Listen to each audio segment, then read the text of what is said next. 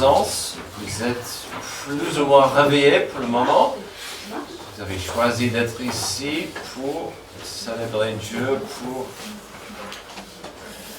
apprendre plus sur sa parole et sa volonté. Donc, si vous avez une Bible, nous serons dans Galates 3, versets 10 à 14. Un renouvellement d'esprit par la rédemption. Alors, ce n'est pas un secret que pendant notre année culturelle 2025-2026, nous cherchons l'importance de renouveler nos esprits. Et donc, c'est-à-dire que c'est important de ne pas rester tel qu'on était le mois dernier, la semaine dernière ou même hier. Donc, nous revisitons certains sujets capitaux. Nous revisons des thèmes importants à savoir.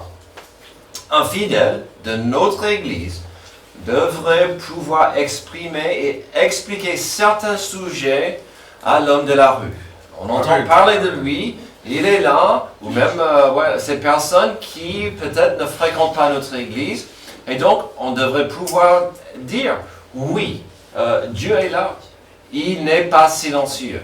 Peut-être vous ne croyez pas en lui, mais je vous assure, il n'est pas juste là, mais il n'est pas silencieux. On a vu ce sujet, comment il nous communique à travers son message de ses porte-paroles, de la créature. On a vu même l'importance que, pas juste qu'il est là, il communique, mais il communique à nous. Donc on a vu l'importance de la Bible, combien la Bible, la parole de Dieu est puissante, importante, vraiment là pour nous aider à grandir et à avancer. Et puis, pendant quelques semaines, on voit l'importance de la rédemption.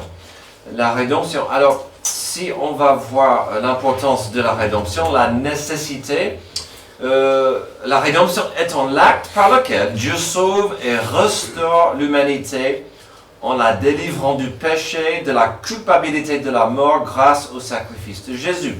Donc si on va parler de la rédemption, il faut être honnête avec notre besoin de pardon, qu'on est perdu, on est maudit par le péché. Tout le monde est né déjà maudit, on n'a pas trop d'espoir, on n'a pas trop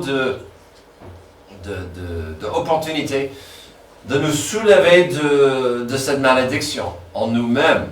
On va voir cette notion aujourd'hui de près. Vous le savez bien, il y a dans chaque pays, chaque culture du monde, la notion de ce qui est bon et mauvais, ce qui est correct et incorrect, ce qui est juste et injuste. Souvent, ces notions viennent de la religion ou des traditions basées sur des croyances mystiques ou religieuses. Donc, on comprend plus ou moins dans chaque culture, certaines choses sont bonnes ou pas bonnes. C'est illégal de tuer quelqu'un dans quasiment, j'espère, chaque pays. De voler son portefeuille, ça se fait, mais c'est interdit. Il y a beaucoup de ces attentes partout dans le monde. Ça vient souvent de la religion. Alors, en ce moment, il y a énormément de gens sur la planète concernés par des notions religieuses. Il y a quelques jours, il y avait la fête juive de Purim. Elle est basée sur une magnifique histoire biblique qui nous raconte la providence et la protection de Dieu pour son peuple. Peut-être vous êtes au courant que nous sommes bien belles dans la période de Ramadan. Un peu difficile aujourd'hui de rater qu'on est dans cette période de Ramadan. On va vous le dire. Pas mal de nos amis catholiques sont en train d'observer la carême en ce moment. Alors la question s'impose. À quoi bon? Est-ce qu'on peut plaire à Dieu par certains actes? Peut-on plaire à Dieu si on se prive de certaines choses? J'espère pas trop, hein? Ce sont des bonnes questions. Et puis aujourd'hui, on en a une. Une question capitale que nous allons poser aujourd'hui, c'est la suivante. La paix avec Dieu, est-ce possible par la religion? Est-ce qu'on peut avoir la paix avec Dieu par la religion? Quelqu'un comme Priscilla pourrait dire, elle connaît la réponse à ça, oui, elle connaît ma réponse à cette question. Parce que je choque parfois des gens quand je dis, j'aime pas trop la religion. Donc vous avez un peu la réponse déjà. Alors imaginez un examen avec une règle très simple. Un examen très important. Pour réussir, il faut 100% des bonnes réponses. Pas 90. Pas 90 à 15. Pas 80. 100%. Alors vous allez dire, oui, je l'ai déjà pris, ça c'est la code de la route. C'est bon. Ou j'ai pas encore eu mon permis à cause de ça. Non, c'est pas 100%, heureusement. Même si parfois on en a l'impression que la code exige 100%. Mais, avec notre examen, si vous manquez une seule question, vous échouez complètement. Ça serait pas juste, ça serait compliqué, ça serait méchant de dire, mais je ne peux pas faire une seule faute. Un test qui exige 100%. Alors, avant de dire que c'est une très mauvaise idée, quel patient qui va au bloc opératoire veut penser que son chirurgien a reçu la note de 11 sur 20 sur ses examens à l'école médicale? Quand on pense dans ce sens, ça change. Amen. Quelle personne qui prend l'avion veut penser que son pilote a eu 10 et demi sur son dernier examen pour devenir pilote? Ça change un peu. Hein? On veut le meilleur quand ma vie est dans la main de quelqu'un d'autre. Elle n'a pas osé demander le score de son chirurgien, combien il a eu. Elle ne voulait pas savoir. Mais ça change un peu. Mais quand même, 100%, c'est dur. Revenons à cette idée, un examen qui nécessite 100%. Beaucoup de gens pensent que la relation avec Dieu, si il ou elle existe, ça fonctionne un peu comme un examen où il suffit d'avoir plus de bonnes réponses que de mauvaises. Je suis une bonne personne, Dieu va voir que j'ai fait plus de bonnes choses que de mauvaises. Donc, je ne m'inquiète pas pour mon examen. Mais l'apôtre Paul dit quelque chose de très différent au Galates 3. La loi de Dieu exige la perfection totale. Et si c'est vrai, cela veut dire deux choses. La religion ne peut pas nous sauver. Amen. Et nous avons besoin d'un autre moyen pour être justifiés devant Dieu. Et c'est exactement ce que nous découvrirons dans notre passage ce matin. La paix avec Dieu, est-ce possible par la religion? Bon, vous venez d'avoir votre réponse. Mais ce n'est pas une question légère, car notre monde est rempli de religions. Et ces gens essayent, ils veulent, ils souhaitent avoir plus de bonnes choses que de mauvaises. Aujourd'hui, dans notre texte, nous allons parler de la loi contre la grâce. Mais ce matin, nous allons avancer avec la notion que le mot religion et le mot loi sont interchangeables. Sachez que Paul parlait dans une église, dans une région avec une église, où les gens voulaient ajouter des choses de la loi juive, la religion juive, dans l'église. Mais pour notre exercice, on va quand même comprendre que la loi, dans notre passage, est interchangeable pour la religion. C'est la même chose parce que Paul voulait qu'ils comprennent. Arrêtez d'ajouter, de faire de la religion quelque chose qu'elle n'est pas. Elle n'est pas suffisante. Amen. C'est l'évangile. Et donc, la paix avec Dieu, est-ce possible par la religion? La mauvaise nouvelle pour ceux qui sont religieux, c'est la suivante. Il y a une malédiction totale par la loi. Verset 10. En effet, tous ceux qui dépendent des œuvres de la loi sont sous la malédiction. Car il est écrit, maudit soit tout homme qui ne reste pas fidèle à tout ce qui est écrit dans le livre de la loi pour le mettre en pratique. Alors là, Paul en est clair. Il ne donne pas beaucoup d'espace pour faire des fautes. Quelle phrase? Tous ceux qui s'attachent aux œuvres de la loi sont sous la malédiction. Alors, à l'époque, si vous étiez juif, ça voulait dire 613 lois. C'est beaucoup. Mais choisissez votre religion. Je ne vais pas nommer certaines religions, mais elles ont quand même des restrictions, des règles, des lois, des attentes qui nécessitent une obéissance, sinon Dieu sera grincheux et mécontent. Et qui veut que Dieu soit mécontent? Là, c'est compliqué. Paul en parle de cette vérité dans d'autres livres et d'autres passages. Mais ce qu'il dit ailleurs est fascinant. Par exemple, au Romains 7, Paul explique que lorsque la loi dit de ne pas convoiter, qu'est-ce qui se passe? Ça ouvre la porte dans mon cœur de convoiter. C'est pas juste. Ne regardez pas ça. Oh, vous avez regardé là. Ne convoitez pas ceci. Et on dit, mais pourquoi? C'est intéressant ça. Oh, c'est interdit? C'est un faux pas? Ouh, intéressant. Et Paul dit, c'est comme ça. Il y a 2 semaines, je vous ai suggéré que lorsque Satan voulait tenter David avec Bathsheba, une partie de la tentation, c'était que David méritait cette femme sublime. Le fait qu'elle appartenait à un autre homme, c'était un détail malheureux et facilement réglable. Elle n'est pas ta femme, David, mais elle devrait l'être. Cet homme ne mérite cette femme, tandis que toi, oh que la convoitise est puissante, surtout lorsque on peut la justifier. La convoitise est déjà puissante.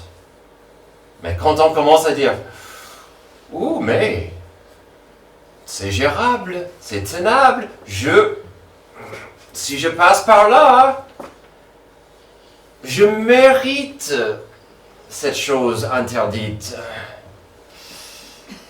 C'est pas à moi, mais je pourrais l'avoir et je la mérite quand même. Je peux justifier cet objet. Et quand on peut justifier la convoitise, elle devient encore plus puissante. Mais revenons à notre passage. Quelque part, la loi devrait nous frustrer. Elle-même, la loi montre, la religion montre mon incapacité de suivre la loi correctement. Comme un miroir qui montre le besoin de laver mon visage, mais le miroir est incapable à rendre mon visage propre. Quasiment à la fin de chaque repas, je ne dis pas à mon fils, je ne dirai pas lequel, mon fils, va monter laver ton visage. Je sors par un miroir pour le faire. Alors, parfois, je fais ce que tous les parents font. Mais le miroir ne peut rien faire. Mais ici, Paul va plus loin que ça. La dernière moitié du verset 10, c'est une citation de Deutéronome 27-26. Maudit soit celui qui ne ratifie pas les paroles de cette loi pour les mettre en pratique. Et tout le peuple dira Amen. Le contexte du Deutéronome 27-26 est très important à savoir. Le peuple se trouve enfin à la frontière de la terre promise. Dieu voulait rappeler qu'il avait des attentes pour eux, qu'ils étaient différents, ils étaient sanctifiés, ils étaient bénis. Dieu avait un plan pour eux, mais quelque part le peuple avait la responsabilité de suivre et obéir à l'Éternel. Ce n'était pas assez d'avoir une identité unique. Le peuple devait suivre Yahvé dans l'obéissance et la foi. Et donc il dit, je vous donne cette loi, cette religion, ces pratiques afin de vous sauver, de vous protéger des pratiques de vos voisins. C'est pourquoi le verset 26 dit ce qu'il dit au Deutéronome 26-27. Mais Paul ajoute un petit mot avec une grande importance. Paul, il n'est pas malin. Maudit est quiconque n'observe pas 80% de la loi. Non, il dit tout. Maudit est quiconque n'observe pas tout ce qui est écrit dans le livre de la loi et ne le met pas en pratique. Celui qui n'observe pas tout est maudit. Et il a raison. Si je n'arrive pas à suivre tous les commandements, je suis maudit. J'ai mentionné il y a quelques instants un miroir. Disons ensuite que la loi est comme un diagnostic que vous avez un cancer. Le technicien au labo pourrait vous dire, en effet, les chiffres ne montent pas. Vous êtes atteint, vous avez un cancer. Je peux vous dire, c'est grave. Bon courage. C'est son job. Il doit diagnostiquer les chiffres. Ça, c'est la loi. Ça, c'est la religion. Ça ne peut pas vous aider avec ce diagnostic. Ça serait une grande malédiction d'entendre ça sans la possibilité de se faire soigner par quelqu'un d'autre. La paix avec Dieu, est-ce possible par la religion? Déjà, selon notre passage, on doit dire non. Car il y a une malédiction totale par la loi. Heureusement, il y a de l'espoir qui arrive, car il y a une justification totale par la foi. De plus, verset 11, il est évident que personne n'est déclaré juste devant Dieu dans le cadre de la loi, puisqu'il est dit, le juste vivra par la foi. Amen. Oh, la loi ne s'appuie pas sur la foi. Elle dit au contraire, l'homme qui mettra ses règles en pratique vivra par elle. Alors Paul dit clairement, la loi ne peut pas vous sauver. Regardons vers la foi. La justification, ça c'est Dieu qui déclare juste ceux qui ont reçu Jésus-Christ comme sauveur. La justification est basée sur la justice de Christ imputée par Dieu à ceux qui reçoivent Christ. La justification vient de Jésus. Il la met sur nous, nous qui ont accepté le salut. Ici, on parle souvent de la justification et la sanctification. Ce n'est pas la même chose. Quelqu'un qui, par la foi, accepte Jésus-Christ comme sauveur, reçoit la justification. C'est une nouvelle naissance. La personne devient un enfant adoptif de Dieu. Cette personne est justifiée. C'est magnifique. Dès ce moment, cette personne doit suivre la sanctification, c'est-à-dire de devenir plus comme Jésus. Mais ici, il parle de la justification qui vient pas par la religion, mais par la foi. Dans notre passage, si Paul vient de leur dire que la loi maudit ceux qui sont dedans, au verset 11, il continue d'expliquer l'impossibilité de trouver une solution avec Dieu par la loi. Personne n'est justifié devant Dieu par la loi. Alors, dans ce passage, Paul n'a pas donné des noms. Mais il aurait pu dire, Abraham, même s'il était avant la loi, n'était pas justifié par la loi. Moïse, qui a reçu la loi, n'était pas justifié par la loi. Josué, non plus. Élie, choisissez votre personnage biblique préféré. Ces personnes n'étaient pas justifiées par la loi. Impossible. Puis, comme il a fait tout à l'heure, Paul continue de citer des versets des Écritures saintes, hébreux. Il dit, le juste vivra par la foi. C'est une citation de Habakkuk 2,4.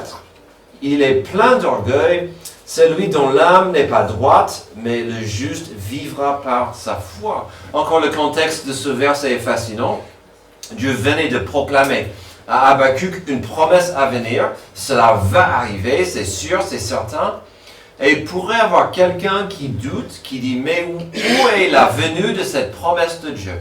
Ou il pourrait y avoir quelqu'un qui dit, je suis la loi, je suis obéissant à la religion, Ça va. Et c'est le pourquoi de Habakkuk 2.4. Celui qui est juste devant Dieu va croire en sa parole et agir par la foi, malgré ce qu'il voit ou ce qu'il ne voit pas. La loi ou la religion ne sauve pas. En fait, la loi condamne, mais elle ne peut pas justifier. C'est clair. Quand je meurs, si j'arrive devant la porte du ciel, pourquoi, Otterson, je devrais te laisser entrer? Je peux vous dire tout de suite, je ne dirai pas, parce que j'ai suivi la loi parfaitement. On va dire menteur, va en enfer, menteur. Il y a une seule réponse correcte à cette question. Et ce n'est pas « j'ai bien suivi la loi ».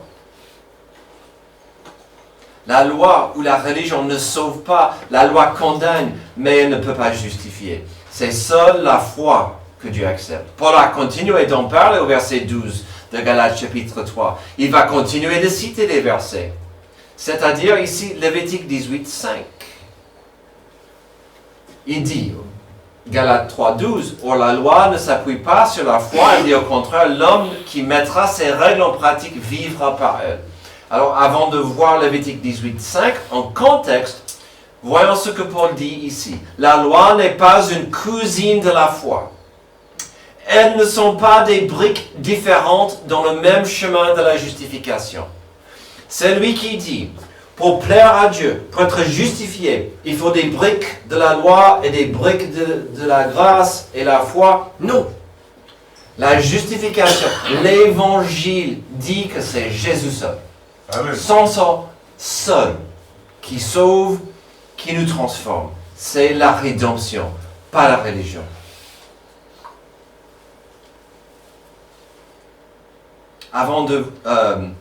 Comme nous avons vu tout à l'heure, au Deutéronome 27, le contexte est similaire.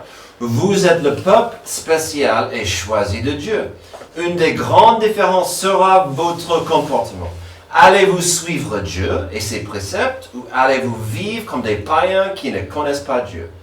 Alors, Paul a cité Lévitique 18.5, mais voyons les versets qui le précèdent. L'Éternel dit à Moïse, transmets ses instructions aux Israélites. Je suis l'Éternel, votre Dieu. Vous ne ferez pas ce qui se fait en Égypte, où vous avez habité. Et vous ne ferez pas ce qui se fait dans le pays de Canaan, où je vous conduis. Vous ne suivrez pas leurs coutumes. Vous mettrez en pratique mes règles et vous respecterez mes prescriptions. C'est elles que vous suivrez. Je suis l'Éternel, votre Dieu. Vous respecterez mes prescriptions et mes règles. L'homme qui les mettra en pratique vivra par elles. Je suis l'Éternel. Le contraste donné par Dieu ici est fort. Vous viviez parmi les Égyptiens. Vous allez vivre à côté des païens, mais moi, je vous dis, vivez selon ma volonté, ma parole. Mais ici, en Galates 3, nous sommes dans l'idée qu'il y a une justification totale par la foi et par la foi. En Galates 3.11 de plus, il est évident que personne n'est déclaré juste devant Dieu dans le cadre de la loi, puisqu'il est dit, le juste vivra par la foi. Or, la loi ne s'appuie pas sur la foi. Elle dit au contraire, l'homme qui mettra ses règles en pratique vivra par elles. On devrait obéir à la loi et suivre la volonté de Dieu, mais à part la grâce, la loi exige une obéissance totale. Chose impossible. Il faut exercer la foi. Mais la foi en quoi? Heureusement, je ne vous exige pas une foi en moi, votre pasteur. Quelle horreur! Je ne vous demande pas une foi sur cette église, remplie de gens imparfaits. Ça nous mène au verset 13 et 14 de notre passage. Si nous avons vu une malédiction totale par la foi et une justification totale par la foi, il nous faut un objet. Notre foi en quoi? Cela nous ouvre à une rédemption totale par la croix. Verset 13. Christ nous a rachetés. Oh, j'aime bien ce verset. Christ nous a rachetés de la malédiction de la loi en devenant malédiction pour nous.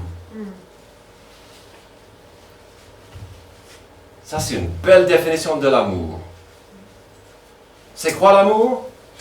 Jésus qui a pris mon péché, ma malédiction, ma punition. Puisqu'il est écrit, tout homme pendu au bois est maudit. C'est ainsi qu'en Jésus-Christ, la bénédiction d'Abraham touche aussi les non-juifs et que nous recevons par la foi l'Esprit qui avait été promis.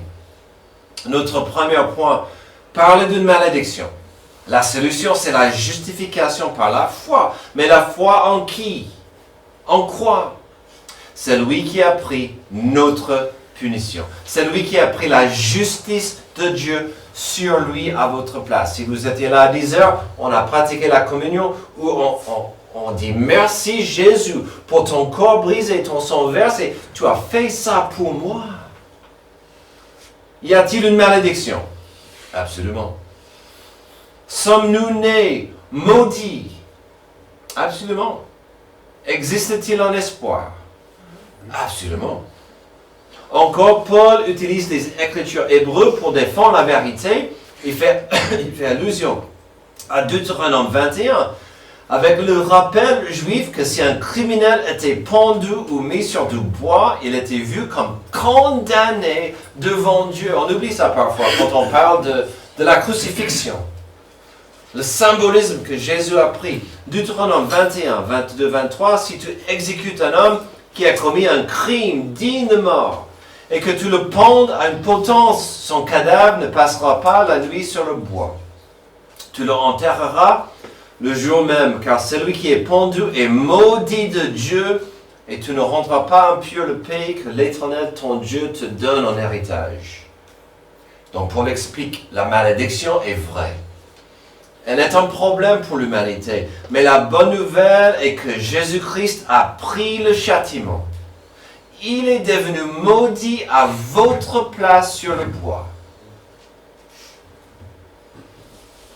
Le choix le plus incroyable que l'humanité n'ait jamais vu, et la plupart des gens vont l'ignorer. En parlant du bois qui fait mal, quand nous étions jeunes, mon frère recevait énormément de fessées. Bon, moi aussi parfois.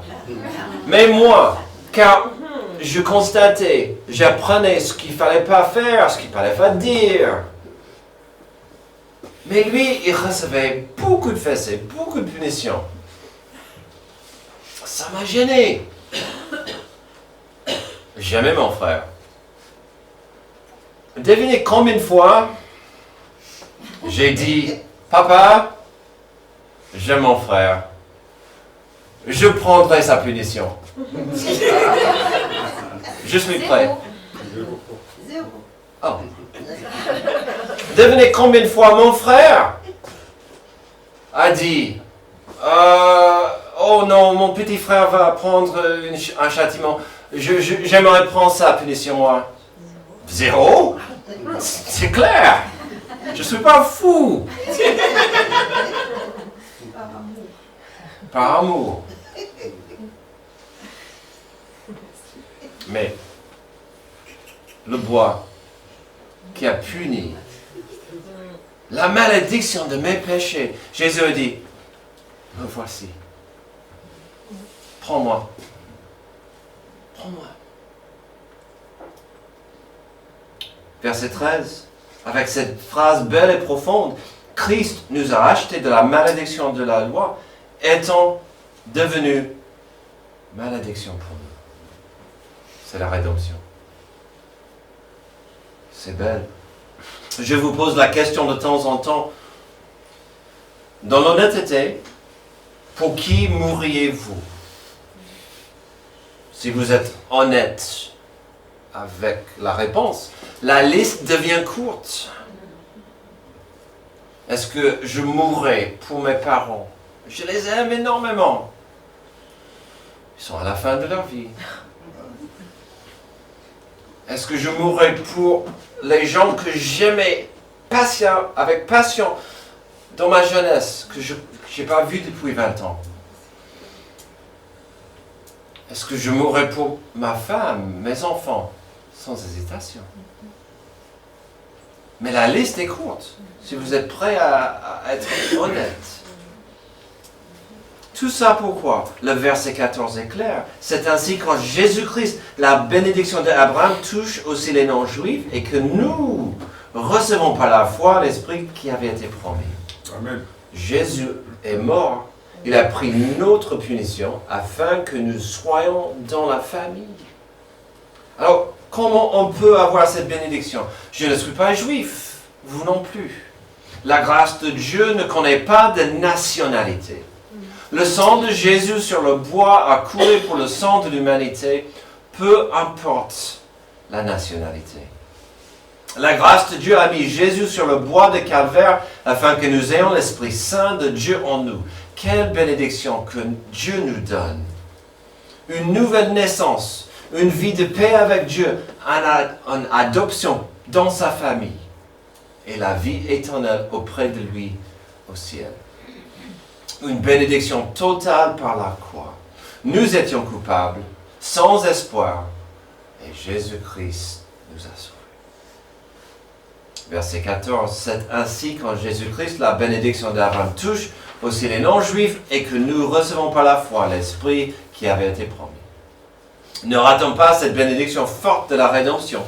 Oui, on reçoit une nouvelle naissance. Oui, Dieu nous adopte dans sa famille, mais aussi l'Esprit Saint vient en nous au moment du salut pour y demeurer.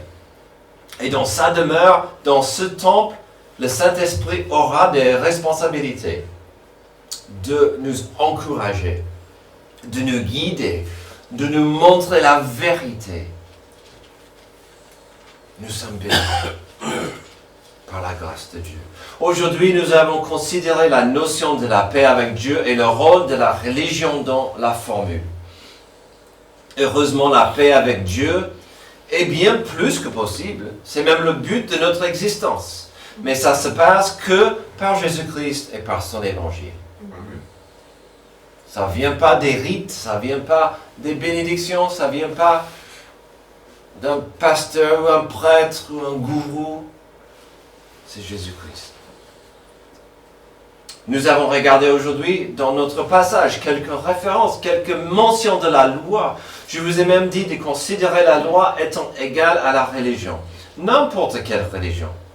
Dans ce cas, si la loi est comme cet examen que nous avons vu au début, cet examen qui obligeait la perfection, la situation humaine est désespérée. Car nous avons tous échoué. Tous.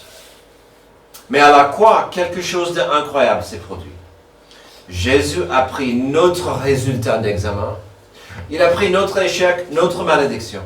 Et par la foi, Dieu nous donne le sien. Sa justice, sa perfection, son acceptation. C'est pour cela que Paul dit, Christ nous a rachetés de la malédiction de la loi en devenant malédiction pour nous. La religion dit, réussis l'examen et tu peux espérer d'être accepté. L'Évangile dit, Christ a réussi l'examen. Crois en lui. Par la foi, accepte Jésus comme sauveur. Merci Dieu pour ce passage qui nous montre combien la rédemption est magnifique et belle et puissante. Et que la religion n'est qu'un outil pour nous orienter vers la croix, vers Jésus-Christ et son amour versé pour nous. Aide-nous à ne pas quitter ce lieu sans avoir compris l'importance de saisir la rédemption. Quand on ne peut pas jouer avec nos vies, que Jésus, le Rédempteur, est là, le Saint-Esprit pour nous aider. C'est dans le nom de Jésus que je prie. Amen. Je vous invite à vous lever, à chanter dans la réflexion.